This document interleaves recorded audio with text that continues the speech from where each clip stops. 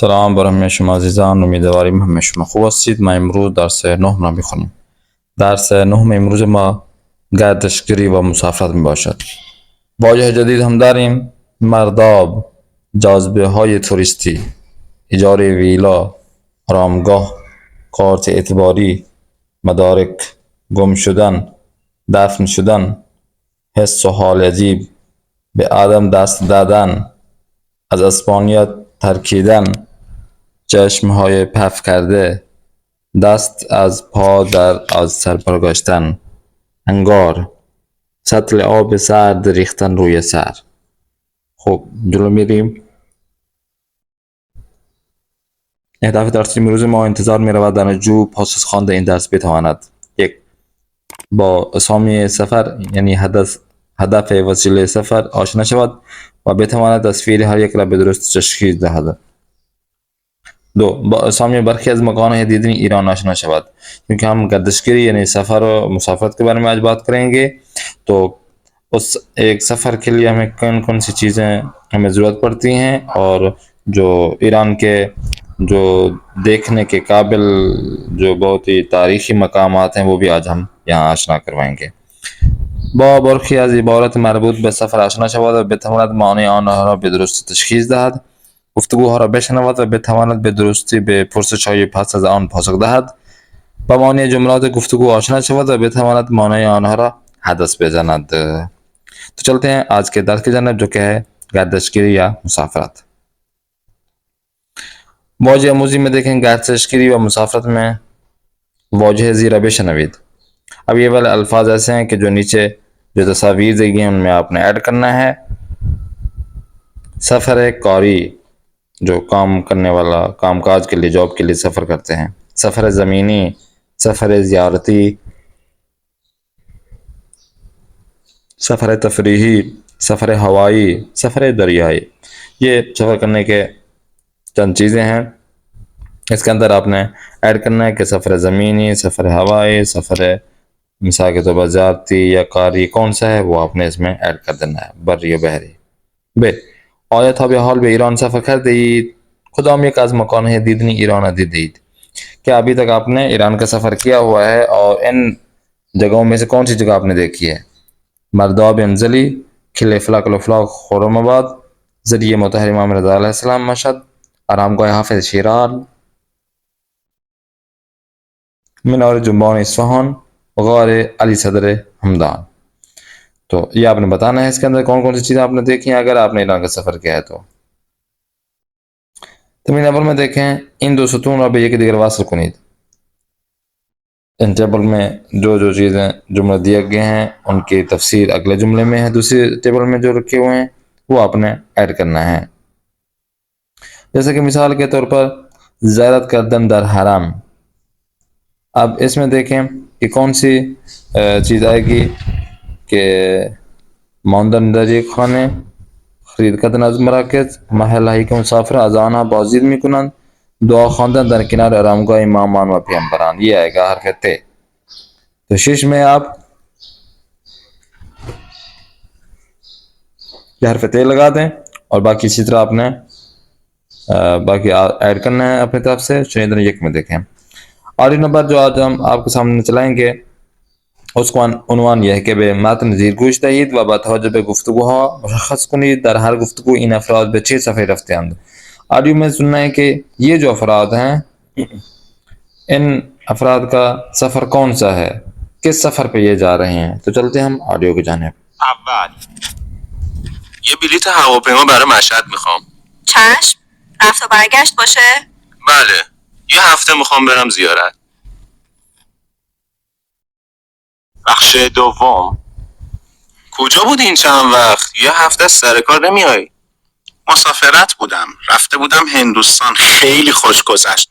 هم پرواز خوب بود هم هتل. بخش سوم پارسال با کشتی رفتیم آفریقا، خیلی خوش گذشت. جدی؟ کدوم کشور رفتی؟ رفتیم کنیا، خیلی سرسبز و قشنگ بود. کلی تو جنگلاش گردش کردیم. بخش چهارم سلام، رسیدم به خیر، خوش گذشت؟ جای شما خالی. حرم امام حسین علیه السلام خیلی شلوغ بود، اما حسابی زیارت کردیم. با هواپیما رفتید؟ نه، با اتوبوس. یکم طولانی بود اما خسته نشدیم. بخش پنجم. سلام، یه بلیت قطار میخواستم برای اصفهان. چشم حتما. فقط بلیت میخوان یا هتل هم براتون رزرو کنم؟ نه، یه روز بیشتر اصفهان نمیمونم، فقط یه کار کوچیک دارم، زود برمیگردم. بخش ششم. یه بلیت هواپیما برای جزیره کیش میخوام. چند روزی میخوایم بریم با خانواده کیشو بگردیم. بلیت هواپیما نداریم. میخواین بلیت قطار براتون رزرو کنم؟ بلیت قطار برای جزیره کیش؟ آره، نصف راه رو با قطار میرید، بقیه‌ش هم با کشتی. हाँ जी, ऑडियो में आपने सुना है। नौ सफ़र आपका ज़ियारती है, सैर तफरीह वाला है। वसीले सफ़र कौन सा है? ज़मीनी सफ़र जाएंगे, हवाई सफ़र जाएंगे या दरियाई सफ़र जाएंगे? तो ये आपने सुनी है। ऑडियो में जो मुसाफिर बात कर रहे हैं वो आपने ऐड करना है। आगे देखें, ऑडियो नंबर 2 में जो हम आज बात करेंगे उसका उन्वान ये है: به گفتگوهای زیر گوش دهید. این افراد باید به کدام یک از بخش‌های فرودگاه بروند. ये अफराद किस जो फरोजगाह है किस साइड पे जाएं, एयरपोर्ट में कौन सा बख्श कौन सा हिस्सा है कि जो ये जाना चाहते हैं. हर गुफ्तगू मुमकिन है बीश अज एक पासों सही दाश्त बाशद। एक से ज़्यादा भी इनके जवाब दुरुस्त हों तो वो आपने इन अफराद के जो ऑडियो है वो सुने और उसमें आपने बताना है कि ये कहाँ जाना चाहते हैं. तो चलते हैं ऑडियो की जानिब. بخش اول. سلام. سلام، خوش آمدین. بفرمایید، در خدمتتون هستم. من یه اتاق رزرو کرده بودم به نام حسینی. بله، شناسنامه‌تون رو لطف میکنید. بفرمایید. بار اول همدان تشریف میارید؟ نه، بار دومه. دفعه اول خیلی خوش گذشت. همه جای همدان رو با خانومم گشتیم. شهرتون خیلی جای دیدنی داره. آرامگاه بابا طاهر، آرامگاه بو علی.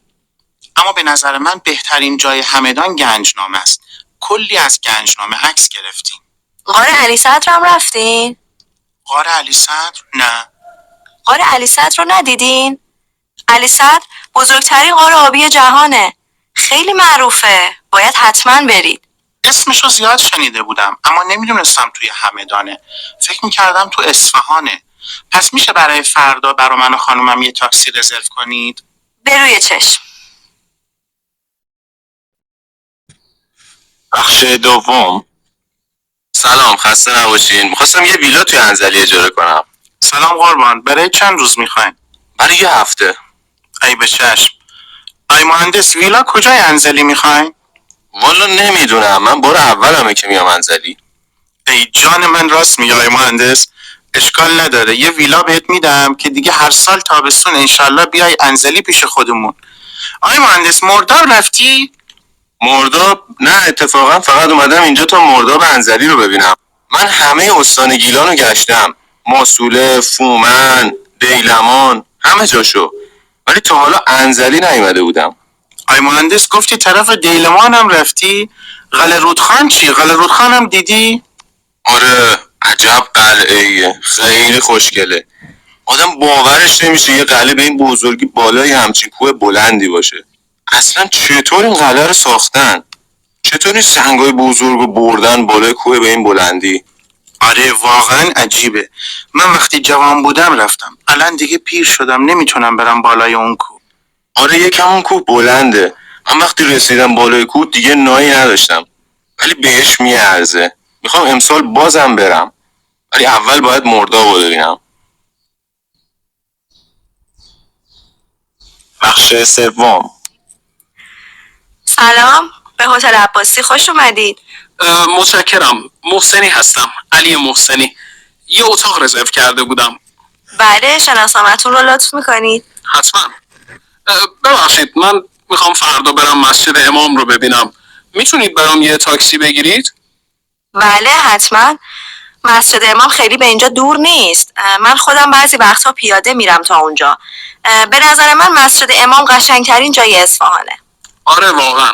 من خودم هر سال که میام اصفهان اولین جایی که میرم مسجد امامه. یه آرامش خاصی داره. میشه ساعت‌های گوشه بشینی و فقط مسجد رو تماشا کنی. خیلی دوست دارم یه بار برم بالای مناره‌های مسجد. فکر میکنید بشه؟ نمیدونم ولی براتون میپرسم، شاید بشه. خب خدمت شما، این شناسنامه و این هم کلید اتاقتون. ممنونم. یه سوال دیگه، رستوران هتل بریونی هم داره؟ میتونم برای نهار بریونی سفارش بدم؟ والا بریونی هست، ولی فکر کنم برای شام بریونی داشته باشن. بریونی خیلی دوست دارید؟ راستشو بخوای تا حالا بریونی نخوردم، اولین باره. میخوام امتحانش کنم. نمیدونم خوشم میاد یا نه. حتما خوشتون میاد. بخش چهارم. سلام، خوش اومدی خانم. سفر خوش گذشت؟ آره، خیلی جات خالی بود، خیلی خوش گذشت. خب تعریف کن، کیش چطور بود؟ کجاها رفتی؟ همه جا. تا حالا سفری به این خوبی نداشتم، کلی خرید کردم، باید بیای ببینی. 4-5 دست لباس جدید خریدم، خیلی قشنگه. اوه، خوش به حالت. آکواریوم هم رفتی؟ شوهرم رفت، میگفت خیلی قشنگه. تازه فقط ماهی نداره که، مارم داره. اونم چه مارایی، بزرگ کوچیک. پسرم کلی از مارا عکس گرفته بود. کشتی یونانی چی؟ کشتی یونانی هم رفتی؟ کشتی یونانی چیه؟ کشتی یونانی؟ یه جای دیدنیه توی کیش. میدونی تقریبا 70 سال پیش یه کشتی یونانی کنار جزیره کیش به گل میشینه و دیگه نمیتونن از گل درش بیارن. بعد از 70 سال هنوز کنار جزیره کیشه. جدی؟ نمیدونم، من که نرفتم ببینم. ببخشید، پس شما کجای جزیره کیش رو رفتید؟ لباس فروشی هاشو. من وقتی میرم کیش فقط خرید میکنم، حوصله. खूब ऑडियो नंबर 2 भी आपने सुनी है। इसमें जो चीज़ें बताई गई हैं वो आपने ऐड करना है कि जो चीज़ यहाँ पे बात हो रही है, मसलन गुंजना में हमदान या गौर अली सदर, उस बंदे ने जो सफ़र कर रहा है, जा रहा है, कबलन दीदियास, क्या पहले देखा हुआ है उसने मीखात बेबिनत, या चाहता है कि अभी देखे, या हम कबलन दीदियास वहाँ मीखात दोबारा बेबिनत, पहले भी देखा अब भी चाहता है कि देखूं, या ना कबलन दीदियास वरना मीखात दोबारा बेबिनत, ना पहले उसने देखा ना दोबारा वो चाहता है कि मैं वहाँ जाऊँ। तो इनमें से कौन सा है वो आपने खुद सेलेक्ट करना है। देखें गंजना में हमदान ये है, किले रूद खाने, बरियूनी इस्फहान, अक्वारियम में जजीरे कीश। खूब एक बार दीगर पे गुफ्तगू गोश से वैसी बात सही है गलत बुदन हर कुदाम बात जुमला है ज़ीरा तयन कुनीद, कौन सा जुमला सही है कौन सा गलत है ऑडियो में आपको बताया गया है। तो ये आपने खुद ही अपने सेलेक्ट करना है कि कौन सा जुमला दुरुस्त है कौन सा जुमला दुरुस्त नहीं है। सीनियर में देखें ऑडियो नंबर 3 में जो यहाँ पे उन्वान है वो ये है कि बेखातरात ज़ीर गूश तहीद व जुमलात ज़ीर आज इब्तिदा त इंतहा मुरतब कुनीद। जो वाक़या पेश आ रहा है एक बंदे के साथ वो अपने 5-6 जुमलों में वो बताया जा रहा है। अब कौन सा पहला जुमला ऐड करता है, कौन सा सेकंड, कौन सा थर्ड, इसी तरीके से 5 जुमला तरतीब से आपने लिखना है, शुरू से लेकर आखिर तक आपने तरतीब से करना है। तो ऑडियो में जैसे बात हो रही है उसी तरीके से उस जो है ना जुमले में आप टिक लगा दें कि ये पहला नंबर है, ये दूसरा नंबर है, तीसरी लाइन है, चौथी लाइन है। ठीक है, तो चलते हैं हम ऑडियो नंबर 3 की जाने। بخش اول. سال گذشته من و دوستم برای یه سفر کاری به شیراز رفتیم. شیراز خیلی شهر قشنگیه، مخصوصا تو فصل بهار. درختای سرسبز، خیابونای تمیز، مردم مهمون نواز. اما به نظر من مهمترین چیزی که باید تو شیراز امتحانش کرد فالوده شیرازه. فالوده یه نوشیدنی شیرینه که توی شیراز خیلی معروفه. شنیده بودم بهترین فالوده سعدیه است. من و دوستم هم تصمیم گرفتیم بریم سعدیه و فالوده بخوریم. وقتی به اونجا رسیدیم دوستم گفت بیا اول بریم توی سعدیه رو ببینیم بعد برمیگردیم و فالوده میخوریم. منم قبول کردم. میدونی سعدیه یه باغ بزرگه که یکی از شاعرای بزرگ ایرانی به نام سعدی تو اون دفن شده. باغ خیلی قشنگ بود، پر از گل و درختای بلند. وسط باغ یه ساختمون کوچیک بود که سعدی رو اونجا دفن کرده بودن. روی دیوارای اون ساختمون شعرهای سعدی رو نوشته بودن. وقتی شعرها رو میخوندی یه حس و حال عجیبی با آدم دست میداد. انقدر غرق این اشعار شدیم که وقتی از در باغ بیرون اومدیم همه فالوده فروشی ها بسته بودن. درسته که ما اون روز نتونستیم فالوده بخوریم، ولی انقدر توی سعدیه بهمون خوش گذشت که دیگه نخوردن فالوده شیراز برامون مهم نبود. بخش دوم. چند سال پیش من و شوهر و دخترم سارا رفتیم مشهد. اون موقع سارا 5 سالش بیشتر نبود. یه دختر شیرین و بازیگوش. یه روز من و سارا دوتایی برای زیارت رفتیم حرم امام رضا. من روبروی زرعی که داره یه ستون ایستاده بودم و نماز میخوندم. سارا هم توی حرم داشت با چند تا بچه دیگه بازی میکرد. وقتی نمازم تموم شد هر چی نگاه کردم سارا رو ندیدم. انگار یه سطل آب سرد ریختن روی سرم. حرم خیلی شلوغ بود. نمیدونستم کجا رو باید بگردم.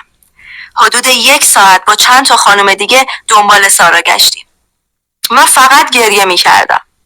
بعد از 1 ساعت دوباره اومدم نشستم همون جایی که داشتم نماز میخوندم. گفتم یا امام رضا، من توی این شهر غریبم. کسی رو ندارم. بچه‌م رو از تو میخوام. تا اینو گفتم یکی دستشو گذاشت روی شونم و گفت مامان بریم پیش بابا. وقتی برگشتم دیدم سارا با چشمای پف کرده پشت سرم وایساده. بغلش کردم و دوباره زدم زیر گریه. گفتم مامان تو آخه کجا بودی؟ سارا هم با گریه گفت مامان من که جایی نبودم. اینجا پیش تو خوابیده بودم. راست میگفت. آخه من همه جای حرم رو گشتم به جز پشت همون ستونی که داشتم کنارش نماز میخوندم. بخش سوم. چند ماه پیش من و 2 تا از دوستان تصمیم گرفتیم بریم تبریز. برای همین سوار ماشین شدیم و به طرف تبریز راه افتادیم. من یک کیف دستی کوچیک داشتم. وقتی بچه‌ها کیف دستی منو دیدن گفتن اگه میشه همه پولا رو بذاریم توی این کیف تو و هر وقت پول خواستیم بدونیم پولا کجاست. منم قبول کردم و پول و کارت اعتباری و شناسنامه هامون رو همه رو با هم گذاشتیم توی کیف من. اما وقتی به هتلمون رسیدیم خواستیم شناسنامه هامون رو به پذیرش بدیم، متوجه شدم که کیف دستیم گم شده. همه جا رو زیر رو کردم اما هر چی گشتیم کیفمون رو پیدا نکردیم. حدود 650 کیلومتر رانندگی کرده بودیم. حالا که خسته و کوفته به تبریز رسیده بودیم نه پول داشتیم، نه کارت اعتباری و نه حتی کارت شناسایی. دست از پا درازتر برگشتیم تهران. خوشبختانه 30-40 هزار تومن پول داشتیم تا پول بنزین ماشینمون تا تهران رو بدیم. وقتی رسیدیم تهران من داشتم وسایلم رو از توی صندوق عقب ماشین جمع می کردم که دیدم کیف دستی تو صندوق عقب ماشینه. داشتم از عصبانیت می ترکیدم.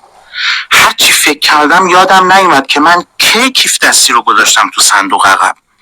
البته دیگه مهم نبود چون ما دیگه رسیده بودیم تهران و اونقدر خسته بودیم که نمیخواستیم دوباره برگردیم تبریز. هنوزم بعد از چند ماه وقتی یاد این ماجرا میافتم خندم میگیره. खूब आपने यार ये सुन लिए हैं और इसमें जो चीज़ें हैं उसको तरतीब के साथ जैसे आदत किया वो ऐड करना है आपने. एक बार دیگر به خاطر ها گوش دهید و سپس صحیح یا غلط بودن هر کدام از جمله های زیاده تعیین کنید. आपने इनको تعیین करना है, ये ऐड करना है कि कौन सा जुमला दुरुस्त है कौन सा जुमला दुरुस्त नहीं है. इसी तरह در مورد معنی جملات زیر با هم بحث کنید. इनके माने के मुतल्लिक आपने बहस करना है که یک حس و حال عجیبی به آدم دست میداد. دست از پا درازتر برگشتیم. क्या मतलब है इसका? انگار یک سطل آب سرد ریختن روی سرم. ये क्या मतलब है कि ऐसा लगता है कि जैसे एक ठंडे पानी के जो बाल्टी है हमारे सर पर डाल दी.